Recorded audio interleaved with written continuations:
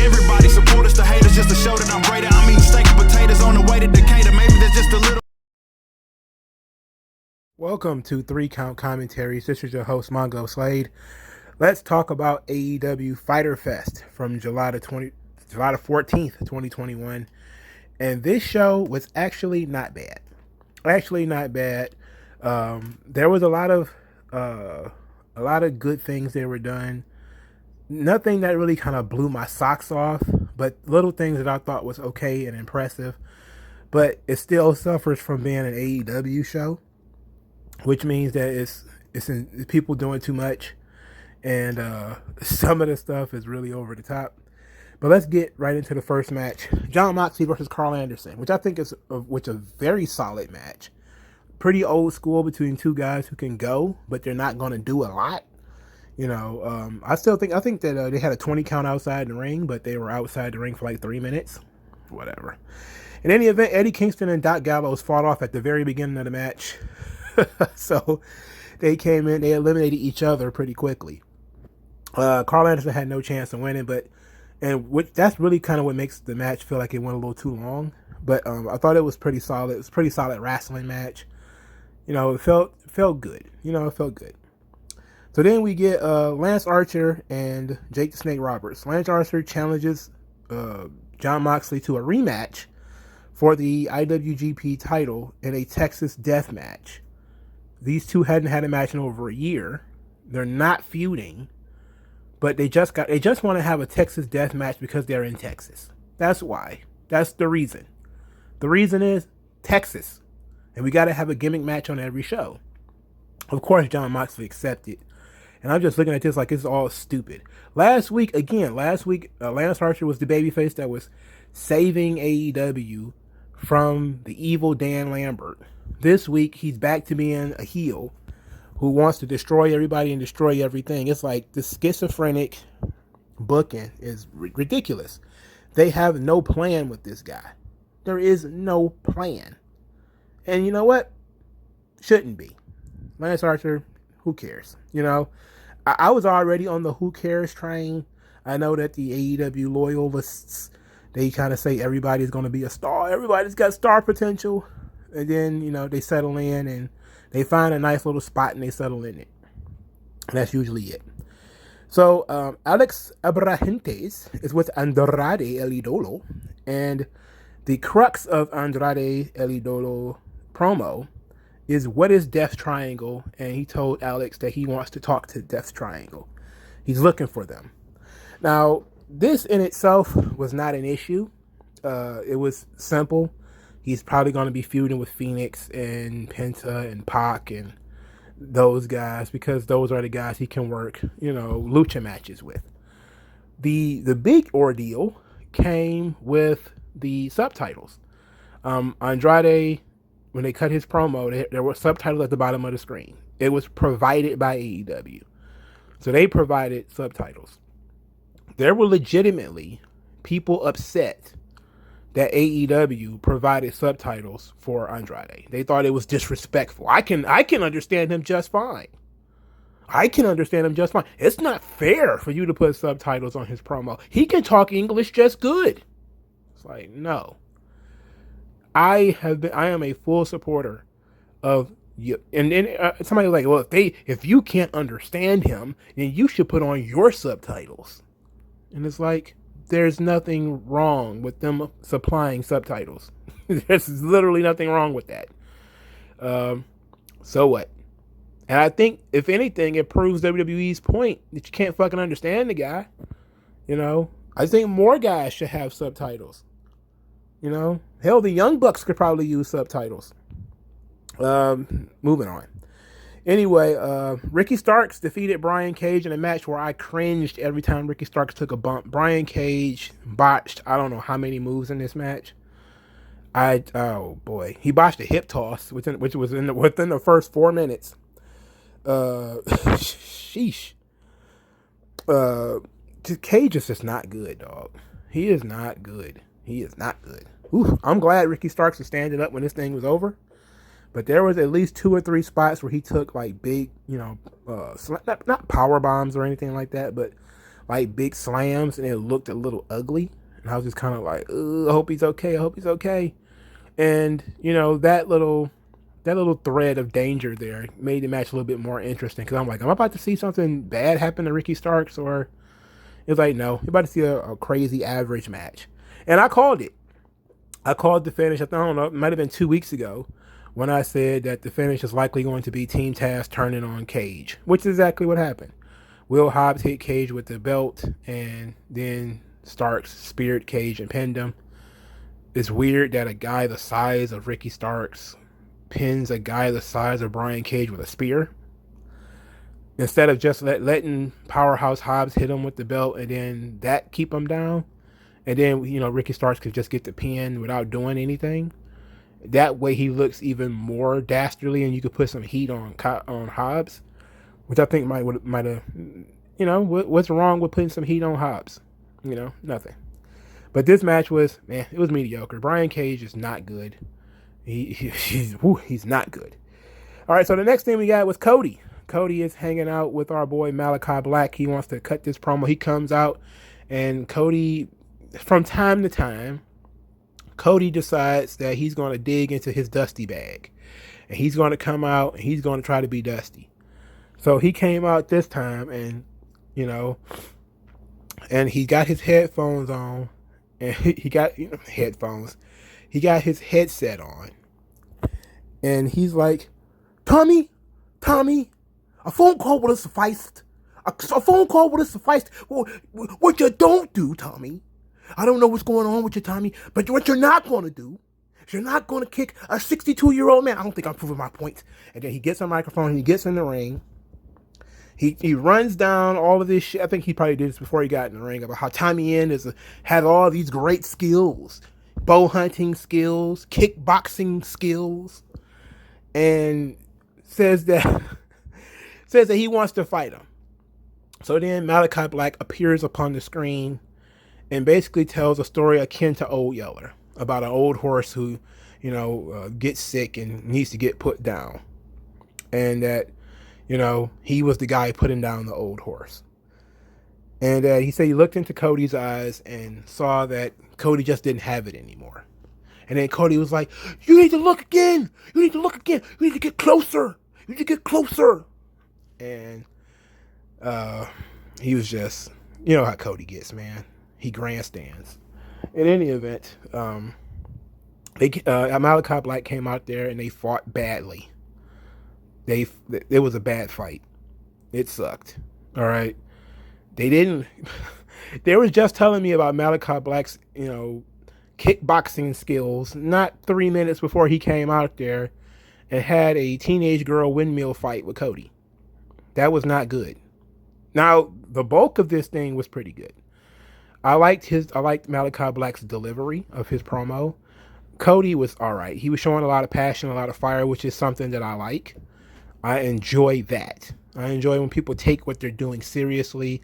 I enjoy that he was mostly offended, not by you kicking me, but you kicking Arn. And that's what they made the story about. They made the story about Malachi Black kicking Arn Anderson, not necessarily that he kicked Cody. Cody is like, I can handle that. I'm not going to handle people putting their hands or feet on Arn. I like that. That was good. Malachi Black's performance was good, but the fight scene and these two guys being held back by referees, wasn't a big fan of that. I like the symbolism. Cody came out fired up in a white suit. Malachi Black was calm, collected. He was wearing a black suit. White and black obviously are meant to be symbolic colors for good and evil, but you also have the temperaments that, you also have the law and order aspect of it, but you also have their temperament, with Cody being very fiery, very aggressive, wanting to fight, while Malachi Black, he's willing to entertain the fight, but it's not really his thing. And he said something that I thought was pretty important that I kind of skipped over, is where he talked about the crowd's reaction. Where he talked about, did you hear them? And the people were, because everybody cheers everything in AEW, you miss things sometimes. So I had to, rewind it. And people were still cheering, yay! It's like, come on, man. Let me at least hear what the guy has to say. Because they was playing a pre-tape promo. And, it's not live. So I think he said, did you hear the audience? They were cheering when something to the effect that, the fans were cheering when him and Arn got kicked. And that Cody cares more about the fans than they care about him and Arn. I think that's the gist of what he was trying to get over in the early part of the promo, but it got cheered over. So, because everybody cheered everything.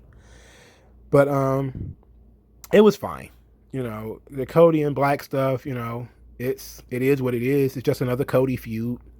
Whether Malachi Black wins or loses doesn't matter. It doesn't matter. What happens, a lot of people get too wrapped up in what these people are doing initially and not in what they do long term, right?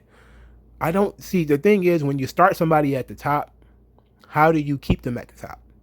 If you're going to start the push of Malachi Black at the top, how are you going to keep him at the top? Where do you go from Cody? Well, you have some options. You have Moxley, you have Jericho. So there is some opportunity there. But I'm not too excited for this whole thing because it's just another Cody feud. And it is what it is. Hopefully the match will be good. And hopefully it's better than that fight scene. So Alex Marvez, I believe it was, is hanging out with Tully Blanchard. Tully Blanchard gets accosted by Santana and Ortiz as they hem him up. They like about to hit him with a crowbar, and it turns out to be not a real crowbar, but a toy. And then they told him rather, next time it won't be. We learn to respect our elders. They just kind of wanted to prove a point. Okay, I'll buy that. Santana and Ortiz are, hood dudes, but they're not going to jump an old man. All right, they're not heels anymore. At first I was kind of like, yeah, go ahead and do it. But now I was kind of like, you know what? Maybe it's a test to, they had Tully walking around by himself as a test to see where their heart is. And now we see. It's like, okay, cool, whatever. So the big part of the show, Tony Schiavone and Hangman Page. So this was,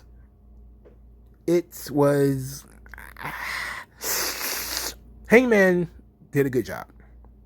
He came out and talked about how he tried to run and hide, and he tried to escape being AEW World Champion because he kept failing. But he can't run and hide anymore. He needs to be the World Champion. And here comes Don Callis. Don Callis says, "No, you're not. All you want to do is talk." And then like 3 or 4 people told him, "You're not that guy." And it was like, "You're not that guy, pal. You're not that guy, bud. You're not that guy, Brody." And it's just kind of like, oh Lord. And Nick Jackson took over, got in the ring and talked about how, he abandoned them. Hangman abandoned the Elite, and he left them for a pack of losers like the Dark Order. That he's a sad, lonely, drunk cowboy, and that he's the next great wrestling tragedy. That was just left hanging, and people was like, boo. But I was like, explain? Like, I know what we're talking about here. Like, he's going to commit suicide. He's going to drink himself to death. He's going to kill somebody. What is it? What is it going to be? But since we know it's a gimmick, it's silly. It's a gimmick. Obviously, the heels are going to be like, you abandoned us, when they really kicked him out. That's part of being a heel, is that you rewrite history. They can get away with that. We know if WWE would have did it, but like, they're insulting our intelligence. We saw them kick him out. It's like, they're heels. They're lying. They're manipulating. They're being full of shit. We get it. All right. So Kenny Omega was about to jump Hangman from behind, and the Dark Order ran out. Dark Order ran out to protect him, and then, Hangman said he wanted the match. Kenny Omega suggested the 5-on-5 elimination match, which is a Survivor Series match, by the way. Not that big of a deal. It's a Survivor Series match.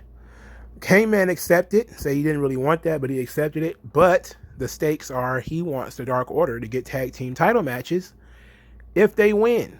And Kenny Omega was losing his mind because the Dark Order didn't really earn a tag team title match, which technically, who cares? But accept it. He then said that he will accept on another condition, that not only will the Dark Order have to, get a tag team title match if they win, but if they lose, if the Dark Order loses, then Hangman Page has to put his title shot on the line. And if they lose, they have to give it up. So it's title shots on the line. If Dark Order win, they get a title match, a tag team title match. If they lose, then Hangman loses his World Heavyweight title match, which is good stakes. It's good stakes. Not exactly what I would have done, but it's good stakes. I like that they are at least doing that. AEW is doing some things better than what WWE does. Building their young guys is the number one thing that they're doing better. Another thing that they're doing better is making sure matches have reasons to happen. Matches have stakes. To me, that's 1B of what AEW does very well. But it's also basic storytelling. There should be a reason why people are fighting, and wins and losses should matter. That's how you get wins and losses to mean something in pro wrestling. Okay? It means something when you lose or gain something. Now, what I would have done personally is I would have told Kenny Omega, I would have had Kenny Omega say, if we win, we disband the Dark Order. Like, I think that probably would have been a bigger stake for Hangman. And then I would have had him win and disband the Dark Order.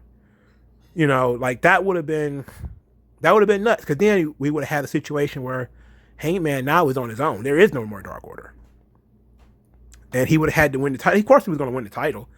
But now he has to do it on his own. He doesn't have that support system anymore.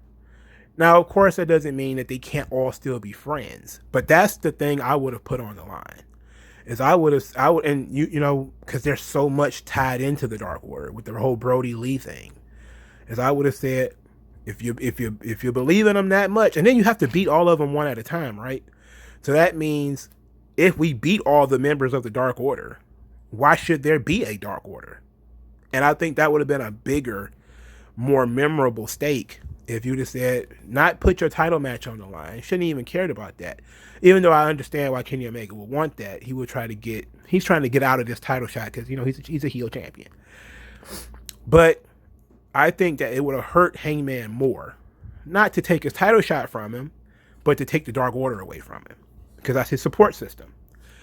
So it would have been like if we take the Dark Order and say the Dark Order has to disband if we win. Not only, yes, it still would have been the Dark Order is going to win. They're going to win anyway, because of the way that the thing is set up. But we know that there is zero chance that, Hangman Page is going to lose his title match. It's just not going to happen, So I like the segment. I like the idea of the match more than I'm going to like the match itself, because I don't like any member of the Dark Order. They all suck. I do like Hangman Page. He does show fire, which is good. He speaks with some passion, which is good. I didn't need the extended Nick Jackson stuff. We could have done without that. But for the most part, this was a decent segment. After this, we got Alex. I'm pretty sure it was Alex Marvez with Chris Jericho. And Jericho basically says, oh, yes, if you know your Greek mythology, Hercules succeeded in his labors. And I'm going to succeed in my labors. And I'm going to do all of these. I'm going to walk over hot coals, crawl over broken glass. I will walk 10,000 miles and I would walk 500 more. And of course, he gets attacked by MJF and Shawn Spears. And then MJF, kind of says, oh, you cheap shotted me last week, and here's your first labor for next week. You will have a match with Shawn Spears, in which Shawn Spears can use chairs, but you cannot.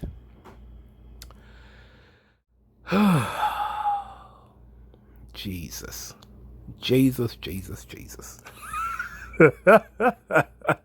Why make it easy? I like the idea, But I don't understand why you would make it easy. Like that's an easy, thing. Sure he can use chairs, but so what? He's Sean Spears.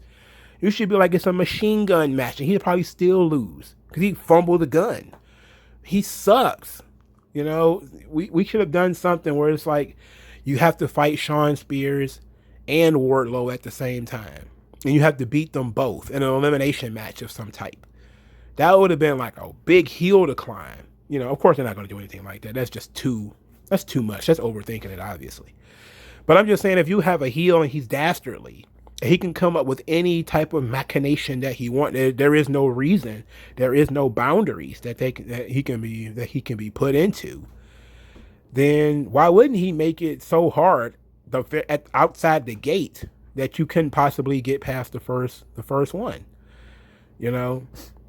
But this challenge is pretty easy. It's essentially Chris Jericho versus Sean Spears, and it sucks.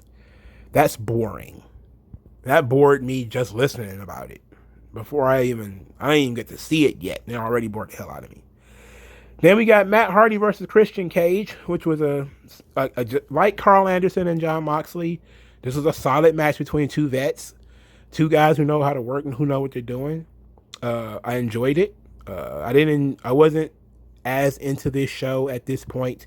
It always hits the midpoint of the show for me, and I just lose interest in AEW. But, this match was good. I enjoyed it. Maybe I'll go back and watch it in its entirety later. So Miro cuts the promo, has a promo segment, and he talks about essentially how he became God's favorite champion. So he talks about, quitting his job, losing his house. He's been thanking God for keeping him powerful and keeping his wife flexible. And then he says he lost. He was started and he was lost. He didn't know who he was. And the voice from above told him that he needed to forgive himself and he needed to be himself. And so he did. He saved himself, and then he started to forgive all those he destroyed. He destroyed people and then he forgave them. And on his way, he became God's favorite champion. And he is the Redeemer. Okay. All right. I like Miro. He's psycho, which is good. Like, I love crazy religious zealot. It's one of my favorite tropes that I use when I write stories. When people are like nuts and they start rambling on about God and hearing voices and stuff like that, that's great shit. Because so many people believe it. If he's going to, now, of course, we know if it was WWE, he'd probably have to have a Bible and he'd be wearing like a collar. It'd be like Batista.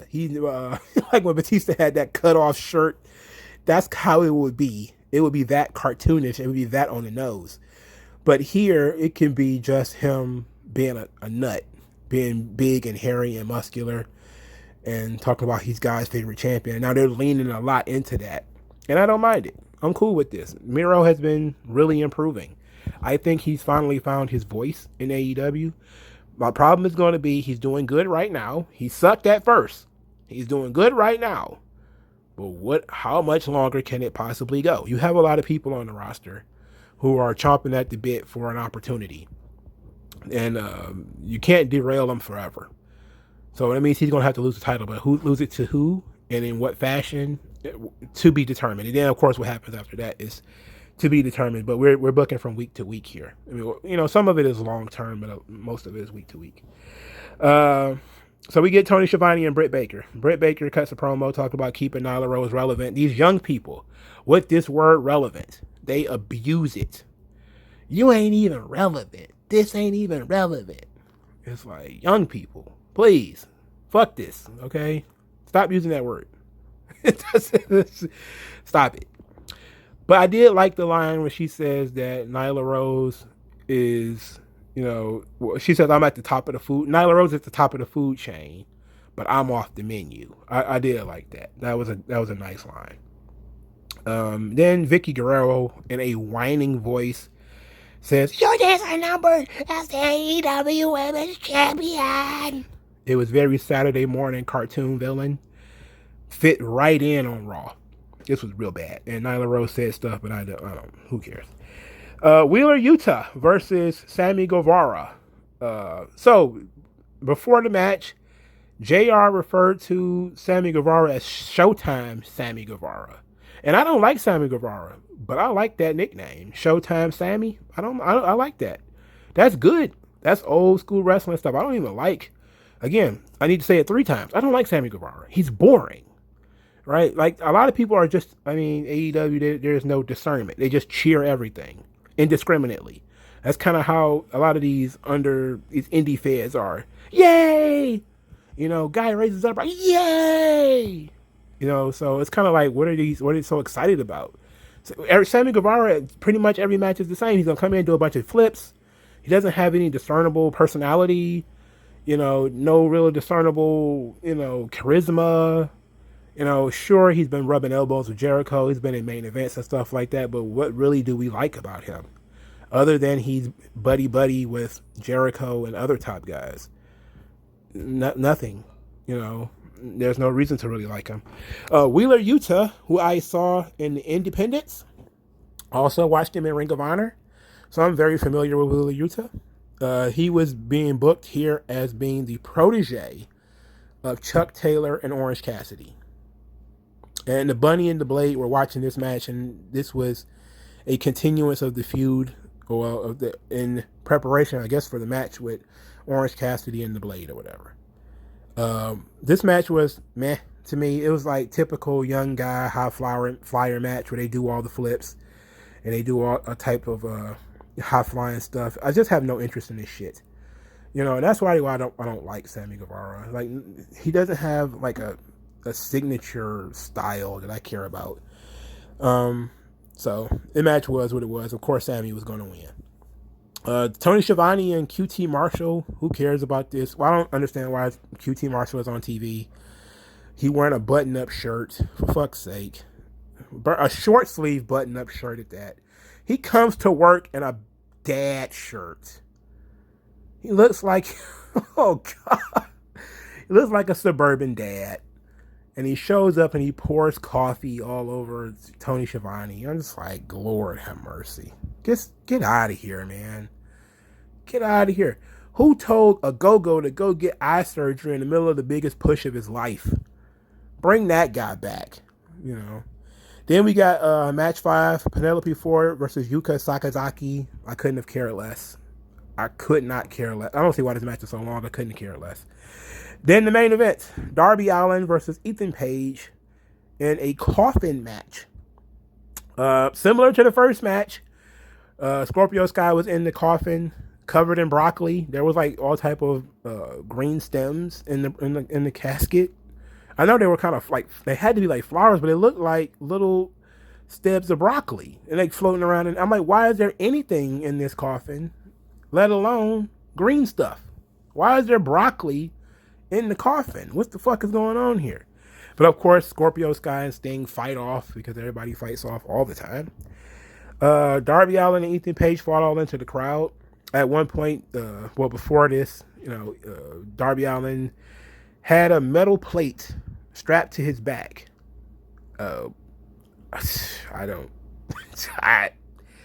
Sure, whatever. Sure. The match was what it was. You know, they kind of they were just tearing into each other. It didn't feel, you know, especially physical. Darby was very vicious throughout the match. He was doing a lot of things like, you know, biting and eye gouging. But they also did a good job of Ethan Page coming across as very psychotic, like when he got with the turnbuckle hook. He didn't do it. He didn't do what I thought he was going to do with it, which is like beat him with it or stab him with it or rake his eye or something with it. He kind of put it around. He hooked his necklace and then yanked him. I was like, okay, he broke his necklace. I thought he was going to put the hook in his eye or put the hook in his mouth and yank, you know, something like that, which is what I would have expected. And I think that would probably have been a better visual if like the hook was in his mouth and he was pulling his mouth with the hook, and, you know, that would have been nuts. We didn't get that though. In any event, the big spot of the entire evening was the Ego's Edge off the top rope onto the flat part of the metal stairs that were in the ring. And not only was that not the finish, but the guy who did the move lost the match. These guys keep letting Darby Allin just bury them, you know. And look, I know Darby was going to win. There was no question that Darby was going to win. The issue is how he won. What was the finishing spot? The finishing spot was Darby Allin gets on the top rope with a skateboard, hops off the top rope, feet on the skateboard, and the skateboard wheels, hits Ethan Page in the back, and knock him into the casket, and Darby Allin closes the door. Closes the lid. My God. You could not pick a weaker, dumber finish. What a weak, dumb finish to this match. It was dumb. All right. This finish sucked. Anything that has anything to do with them skateboards is the shits. All right. Post-match, Ethan Page apparently died from getting hit in the back with some wheels. So Darby Allin pushes everybody away and does a coffin drop from the top rope onto the casket, crashing through the casket, crashing on top of Ethan Page because he hates him so much. Big pop for everybody. Oh, that was so great. To me, I was just kind of like, it's hard. Look, I don't care about you putting gimmicks on matches. What's the point of the gimmick match when there is no chance, of the other guy winning? Like, we knew Ethan Page wasn't going to win this match. He shouldn't have won this match. It made no sense for him to win this match. This should be the end of the feud. Therefore, of course, Darby was going to win. But they couldn't at least protect Ethan Page a little bit by having him, get hit in the head with something and knocked unconscious, or, anything that would have been a decent finish rather than these fucking wheels to the back. That was just dumb. That was somebody who didn't put any thought into the finish. These guys don't understand how important the finish is to the match. They think that as long as you have these big spots in the match, that's all people care about. It's like, no, we want to have good finishes too. We want to have dope finishes too. This match was fine. It wasn't horrible. I've seen worse casket matches than this. But I was kind of deflated by the finish because I was like, this finish sucks. It sucks. You literally did some wheels. It was so dumb. I don't understand why they're obsessed with the skateboards in terms of Darby Allin's gimmick. Literally, the skateboarding, if anything, is the big takeaway. It's the shits. It is the shits. It sucks. But most of the show was solid. I really want to give AEW credit for what they're doing with some of their younger talent. Your Jungle Boy, Darby Allin, Sammy Guevara. Those guys were getting some of the best reactions of the night. Britt Baker was another one. They did a pretty good job with her. The older talent are serving their purpose. Some of the more veteran talent, they're doing a good job. Moxley and Cody, they're doing a good job. They need to phase out a lot of the bums. Your QT Marshalls and your Lance Archers and your Shawn Spears. They need to fucking go. The booking decisions, questionable. The amount of time they give to some of these matches is probably why you get burned out halfway through, because the matches are so long. But and then the second half of the show, the matches are about as long as the first time, because Yuka Sakazaki and Penelope Ford, that match was entirely too long. And it felt like it was for nothing, because it's like nobody gained anything, nobody lost anything. It was basically just a showcase for Yuka, I guess. So I guess, is she the next opponent or something? I don't know. It's a good question. But this episode was fine. As usual, no matter how decent AEW tends to be, by 9 o'clock, I'm kind of clocked out. I'm just kind of like, poof, I'm done. Because that's when they start doing all the promos. And that's when, the first two matches are probably entirely too long. And you're just kind of like, okay, I'm ready to see something else. And then they do promos, and there's too many promos in one spot. They're formatted their show essentially the same way every time, which is a WWE problem too. They just format the show the same way every time. Just match, promos, match, promo, match, promo, match, promo, match, or whatever, you know? And it's like, it's a lot more fan friendly than WWE's style, which, you know, is always start with somebody with a microphone in their hand. It's like, fuck, start with a match, please, at some point. You know, mix it up, do something different. That's why, you know, sometimes, you know, that's the important thing, is mix it up. To me, there's no hard and fast rule to how you start the show. But just every show shouldn't start the same way. You know, every AEW Dynamite essentially starts with a match, with the exception of a few times which started with mic work. But this was decent. It was decent, you know. So let me know what you guys think in the comment section below. Like this video, share this video, subscribe to the channel, donate to the channel via Subscribe Star, or buy me lunch via the Cash App. Either way, thank you guys for your time. And I'll talk to you guys later, man. Peace out. Old non-aggression. Once that lesson sets in, you'll see a session where you got an affection for no progression, regression.